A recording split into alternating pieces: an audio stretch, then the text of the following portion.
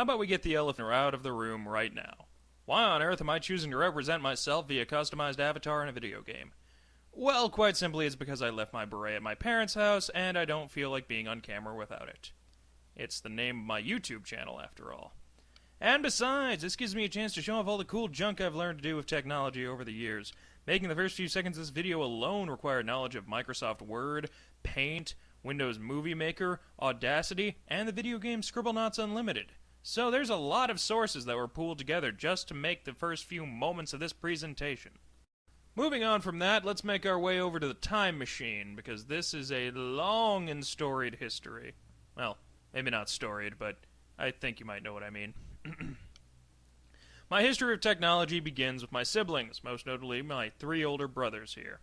The 3 of them would play a lot of video games when I was a kid, and I was often a spectator of whatever was going on. To this day, I attribute my first big moment in technology to when they borrowed our neighbor's copy of The Legend of Zelda: Ocarina of Time. This particular video game was the first time I experienced a feeling of being told a story through the medium, and amongst the first time I recognized being told a story at all. That concept continues to be my strongest interest. How can new technologies be used for storytelling purposes? I'm a fantasy writer, what can I say? But of course, technology doesn't mean electronics exclusively. So with that, let's take a look back at grade school. And let's seriously be done with the whole sepia tone thing. This is really starting to irritate my eyes.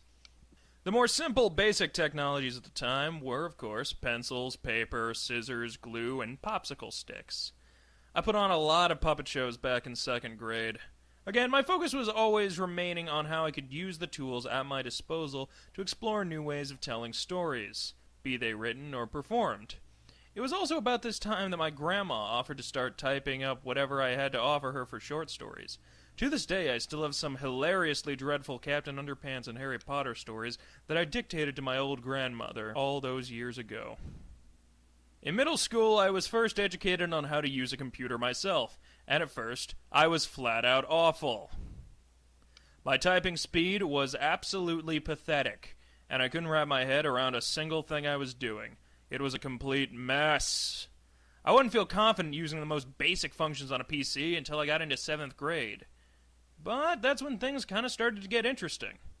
Shortly after mastering Microsoft Word, I began to copy many different varied stories that I'd written over the years from my notebook to my computer, be they silly, serious, or anything in between.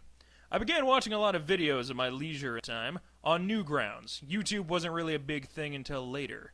And I began to strongly desire to make videos of my own. From simply writing silly stories, I began to have a desire for my own animated series. If the people of Newgrounds had mastered the art of user-created content, surely I could as well. But a lot goes into computer animation, including individual cell work and voice acting. As this video is evidence, I clearly am not much of an artist when it comes to that accord, and try as I may, I've never mastered customized cell animation. I have gotten some video game sprites to animate for me, and even edited some of them back in the day. But that side of animation just never really came to me. On the other hand, voice acting was always where I found a lot of my strength and energy. As a physical actor, I am always looking for a new performance to put on, and I have done a lot of voice acting work, voice directing work, and live action video work. All of it, once again, in the interest of storytelling, and that you can find on Halfway Beret Productions on YouTube.com.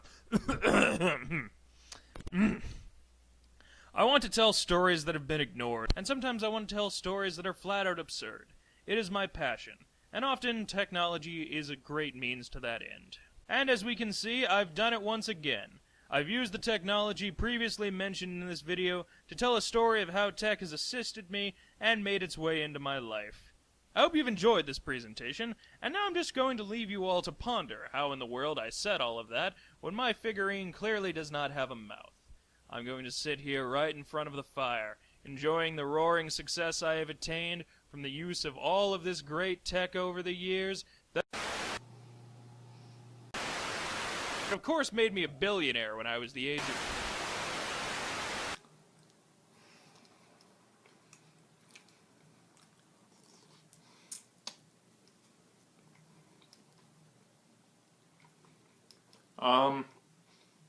Oh yeah, that's right. I'm not ridiculously successful yet. I haven't really made any money doing any of those things I listed yet. I'm just a college kid, sitting in my room with my Scott Pilgrim and Beyond Good and Evil and Dogma posters and my Yoshi holding that American flag. I'm not there yet. I guess I just have more to learn.